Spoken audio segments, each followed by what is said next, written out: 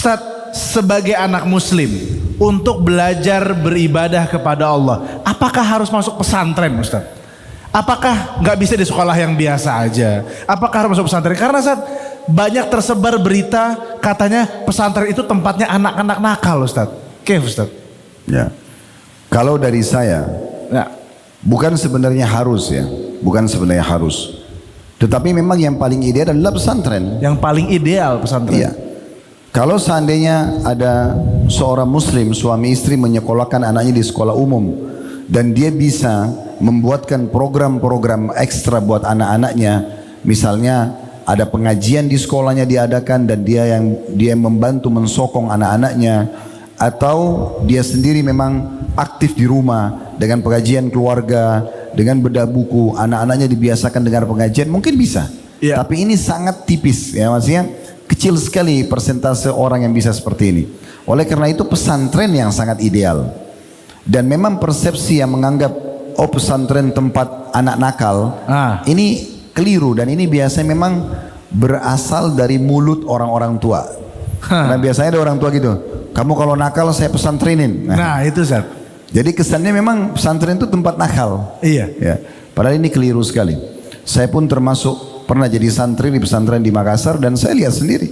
Mungkin teman-teman di sini juga bisa rasakan, azan diingatkan, ya menutup aurat, menjaga perkataan, sikap, akhlak dibentuk dan seterusnya. Itu adalah hal yang sangat baik.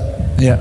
Dan sangat unik kalau ada orang tua justru tidak mau masukkan anaknya di pesantren. Karena memang pesantren itu pendidikan yang sangat baik. Dan fase pendidikan anak itu kan ada. Iya. Masa anak-anak dari dia belum lahir bayi sampai masa dia masuk ke kalau kita bahasakan mungkin TK ya, TK. atau mulai masuk TK atau mau masuk SD dari umur 6 atau 7 tahun. Ya. Ini memang masa bersama orang tua. Ini masa bersama orang tua di rumah. Oke. Memang orang tua harus pahami, inilah masa mereka bermain, mereka sama orang tua, dan tidak boleh orang tua sia-siakan masa ini. Banyak orang tua yang sibuk dengan handphone, dengan aktivitas dan dilupakan anaknya di masa ini, keliru. Ini harusnya masa kebersamaan. Kapan dia sukses di sini, nanti ada masa di masa dia sudah selesai kuliah, maka dia akan kembali kepada masa ini. Dia tahu dulu 6 tahun pertama dia orang tuanya bersama dia, di masa akhir dia juga akan bersama dengan orang tuanya. Salah di sini, salah juga di akhir. Kalau anak-anak dibengkalaikan di sini, orang tuanya tidak punya urus, di masa tua pun dia tidak akan urus orang tuanya.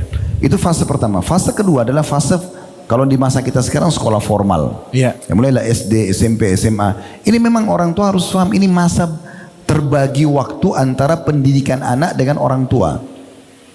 Jadi dia harus memang dipisahkan dengan orang tua. Nah di sini terbentuk karakter-karakter itu. Karakter itu ya. Apalagi ya di umur SMP kelas 1 sampai SMA kelas 3. Kenapa pesantren dibuat di sini? Kenapa umur ini gitu? Dan mayoritas pesantren ada. Sebenarnya ini pembentukan karakter. Di saat di sini ditekankan ada penegasan, bukan kekerasan ya. Penegasan. Ini boleh, ini nggak boleh. Maka dia akan terbentuk karakternya. Dan ini fase yang disebutkan oleh Ali radhiyallahu anhu, gitu kan? Beliau mengatakan itu. 7 tahun pertama lemah lembutlah dengan anakmu. 7 tahun kedua tegasilah anak-anakmu. Jadi ini boleh, ini nggak boleh. Ini ayah suka, ini ibu nggak suka misal. Ini contohnya. 7 tahun ketiga ajak bermusyawarah. Setelah 21 tahun lepaskan, dia akan jadi pemimpin di masyarakat. Jadi memang fase ini adalah fase pendidikan. Banyak orang tua tidak mau masukkan anaknya ke pesantren, kenapa? Kesian, jauh. Gitu. Padahal ini adalah fase berpisah memang. Fase memang terbagi antara pendidikan anak dengan orang tua. Dan kita harus bisa berbesar jiwa untuk memberikan itu. Nanti setelah tamat SMA-nya atau aliyahnya, dia akan kembali dengan orang tuanya.